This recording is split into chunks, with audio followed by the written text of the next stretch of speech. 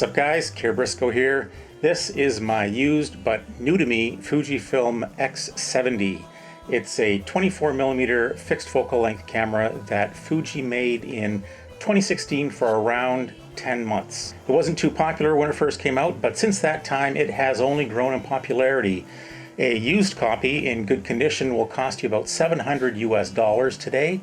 I've seen them advertised as mint going for $1,000. Now, to put that in perspective, when these were sold brand new in 2016, they went for $700 US. I was able to pick up my copy for $440 US, and the reason I was able to do that was because it was definitely not in good condition.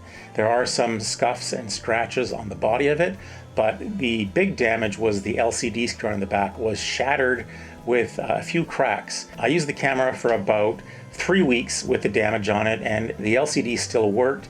Even the touch controls on the LCD still worked fine. But when I first saw the camera for sale, I'd already decided that I would go ahead and replace the LCD on the back. Now I'd done some research and I found that on AliExpress I could pick up a brand new LCD for 25 Canadian dollars. And so I went ahead and bought that, and when I did, I also spent another $5 to get a couple of screen protectors to go on the LCD once I had made the repair. Total cost for the camera, the LCD replacement, and the screen protector came to $460 US, but as I was buying this in Canadian, that at the time translated into 580 Canadian dollars. In this video, I'm going to show you the repair I did to the LCD. Keep in mind, I am not an expert at this. I was just doing my best. Let's get into it. To open up the back of the screen, there are 5 Phillips head number 00 screws. And the other tool I used in this is a flathead screwdriver, but you can probably get away with using a plastic spudger instead.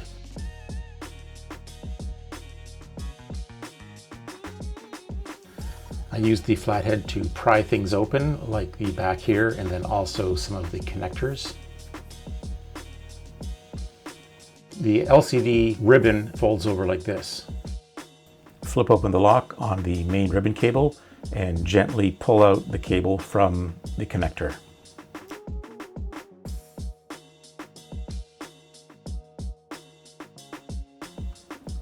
Once the main ribbon cable is pulled out, use a screwdriver or spudger to flip up the lock on the connector for the touchscreen cable. The LCD is held into the frame with some two-sided sticky tape, so it's just a matter of gently prying it out of the surrounding frame, and then once the LCD is out, you want to peel off the excess sticky tape that's in there. If the screen is shattered, like mine was, it'll tend to crumble when you're taking it apart, so be careful of that. There will be sharp edges. There's a piece of shielded sticky tape down the right-hand side. I peeled this off and did not reapply it when I put the new LCD in.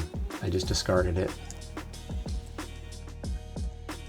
Then the little circuit board is just glued to the backing of the LCD, so I used this tiny screwdriver to wedge in behind and gently scrape it off, making sure I didn't damage the little PCB while I was doing that.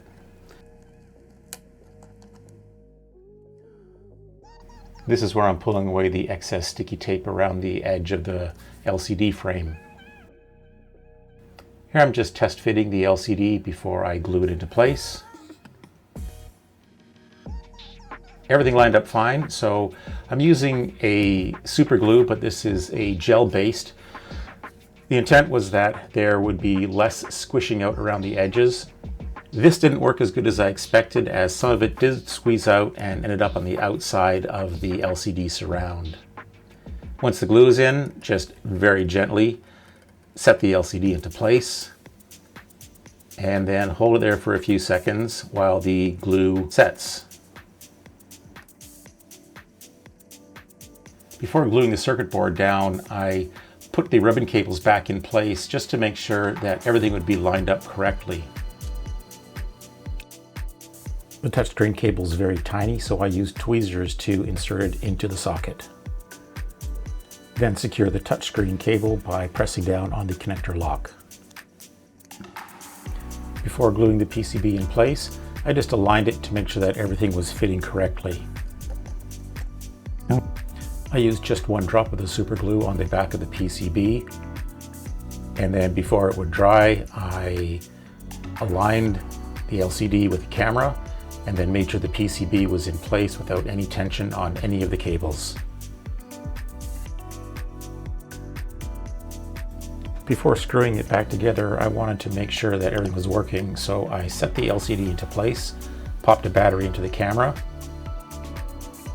turned it on, and then made sure that the LCD was working, as well as the touchscreen. Here I'm confirming that the touch to shoot is working correctly. At this point, all I had left to do was put in the 5 screws and make sure that they were snug but not too tight. Peeling off the protector that came on the LCD, and then right away putting on a screen protector.